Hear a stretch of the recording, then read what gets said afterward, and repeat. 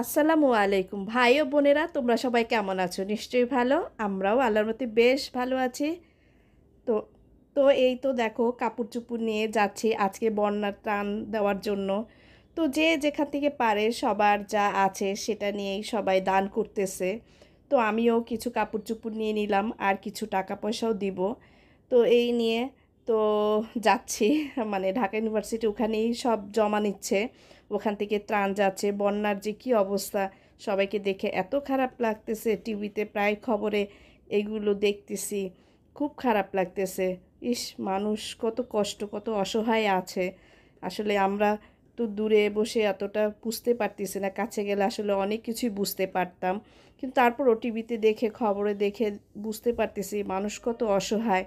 তো যেটুক পারি আর যে যেখান থেকে যেভাবে পারতেছে সবাই সাহায্য করতেছে, সবাই সাহায্যের হাত বাড়িয়ে দিয়েছে। তো এই তো চলে আসলাম ঢাকা ইউনিভার্সিটির এখানেই। তো দেখো কত মানুষের ভিড়, আমি তো মনে করেছি মনে হয় গিয়ে ফাঁকা পাবো। এখন তো দেখি গেটে ঢুকতেই পারতেছে না, এত অবস্থা। মানুষ সবাই নেমে আসছে, এই জিনিসটা দেখে খুব ভাল লাগতেছে। আসলে কি বলবো, সব সবাই যদি একত্র হই তাহলে আসলে দেশটা কত সুন্দর হয়ে যায় না? দেখো, গরিব বড়লোক কোনো কথা নেই। যে যেখান থেকে পারতেছে সে সেভাবেই সাহায্য করতেছে, পাশে এসে দাঁড়াচ্ছে, এটাই অনেক বড়। তো যাই হোক, এটা দেখে অনেক ভালো লাগতেছে। আর ঢাকা ইউনিভার্সিটির সব ছাত্রছাত্রীরা, এই যে তারা যে এত কষ্ট করতেছে দিন রাত, কত খাটতেছে, এটা আসলে কি বলবো। এ মানে এটা কি বলবো, বলে ভাষা প্রকাশ করা যাবে না। এতটা তারা কষ্ট করতেছে, নিজের চোখে দেখে আসলাম। আহারে, তারা কতটা কষ্ট করতেছে। তো কেউ পারতেছে অনেক চাল নিয়ে আসতেছে, ডাল নিয়ে আসতেছে। তো এই তো দেখো, বস্তায় বস্তায় সবাই তা জমা দিচ্ছে এখানে। অনেক ভালো লাগতেছে, অনেকক্ষণ দাঁড়িয়ে সবার এই ইটা দেখতেছি। মানে সবাই এতটা, মানে কি বলবো, একটা বাচ্চা ছেলে সে টাকা জমিয়েছে ব্যাংকে, সেই টাকাটা পর্যন্ত ব্যাংক সহ জমা দিয়ে গেল। দেখো, এইটুক বাচ্চার মধ্যেও কতটা মহৎটা চলে আসছে। তো যাই হোক, একত্রে সবাই মিলে কাজ করতে পারলে এটা আসলে অনেক বড় পাওয়া।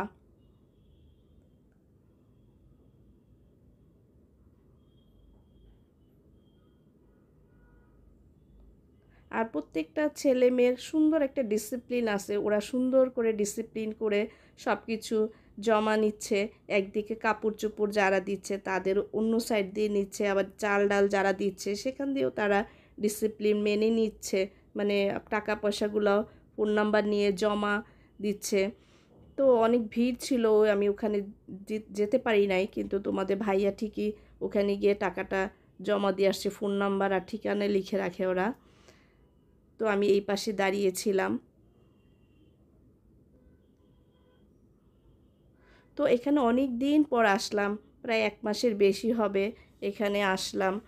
তো এসে অনেক ভালো লাগতেছে। কতদিন পর এই জায়গাটা আসলাম, প্রায় কিন্তু আমার এই জায়গাটা আসা পড়ে, আমি আসি মাঝে সাঝে। খুব ভাল লাগে এই জায়গাটা, এই টিসি মোড়, ঢাকা ইউনিভার্সিটি চত্বরটা আমার অনেক ভালো লাগে। আমার ভিডিওটি যদি ভালো লেগে থাকে ছোট্ট একটি লাইক দিয়ে ভিডিওটি সম্পূর্ণ দেখো। একটা লাইক, কমেন্ট, শেয়ার, সাবস্ক্রাইব করে দিও। সাংবাদিক ভাইরাও আসছে, তারা সাক্ষাৎকার নিতেছে। এক একটা চ্যানেলের, বিভিন্ন চ্যানেলের তারা সবাই আসছে এখানে, এসে সবাই সাক্ষাৎ নিতেছে। আরে দেখো, পাখিগুলো মনে হচ্ছে মুক্ত আকাশে উড়ে যাচ্ছে। আসলে আমরা এখন মুক্ত আকাশেই উঠছি। নতুন একটা স্বাধীন হলো না দেশটা?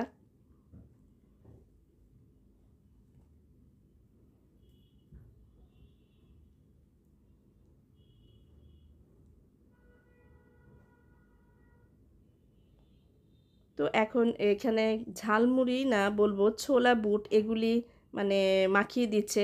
খুব লোভ লাগতেছে আমার, তো আবার বাইরে আসলে সব কিছু এসব দেখলে অনেক লোভ লাগে খাওয়ার জন্য। কিন্তু তোমার ভাইয়া তো ওইদিকে গিয়েছে, তোমাদের ভাইয়া। তো আমি এদিক দিয়ে একটু ঝালমুড়ি, মানে এই সরি ঝালমুড়ি না, আসলে এটা ছোলা বুট বলে, একটু ভর্তা খেয়ে নিলাম। খুবই মজা করে খাইলাম। আর আইসে বলে যে, "কি তোমার জিহ্বা কি আটকানো গেল না? এটাও ছাড়লা না?" আমি বলছি, "না, তুমি তো ভালো করে জানোই আমি আসলে এটা অবশ্য অনেক খাই। মানে বাইরের খাবার আমারও অনেক পছন্দ। কি জানি, জানি না টুকটাক অনেক খাবার আমি খেয়ে ফেলি। আল্লাহর মতে আমার কিছু হয় না।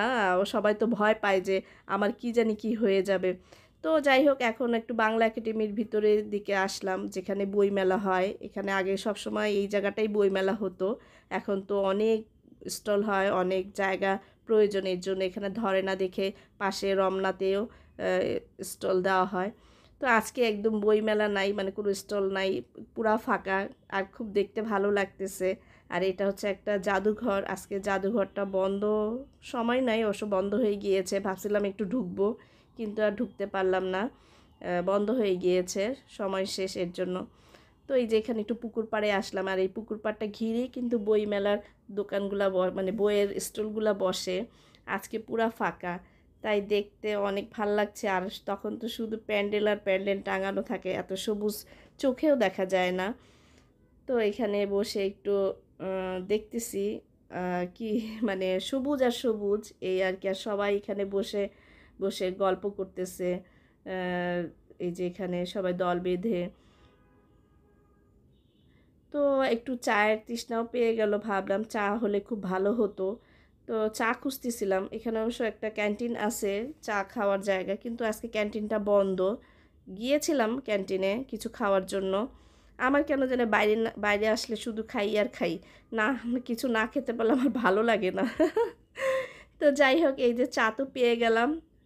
তো আহ, র রটি মানে লাল চা। যাই হোক আমার একটা হলেই হলো। তো যাই হোক একটু পুকুর পাড়ে বসে চা খাচ্ছে, আর এখানে এত সুন্দর বাতাস, ঝিরঝিরি করে বাতাস আসতেছে। আর একটা বাচ্চা খেলা করতেছে, ওই বাচ্চাটাকেও দেখতেছি।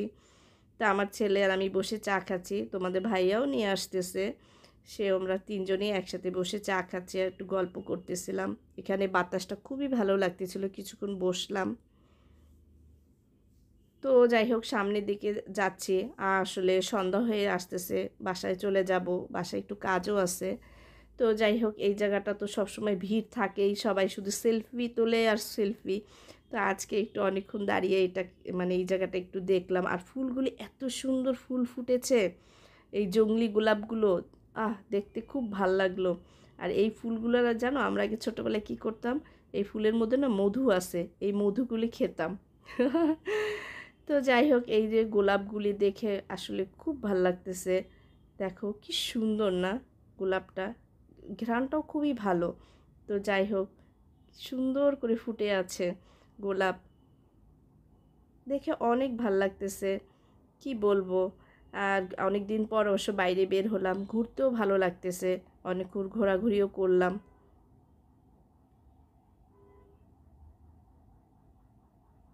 এই দেখো ফুলগুলি কি সুন্দর।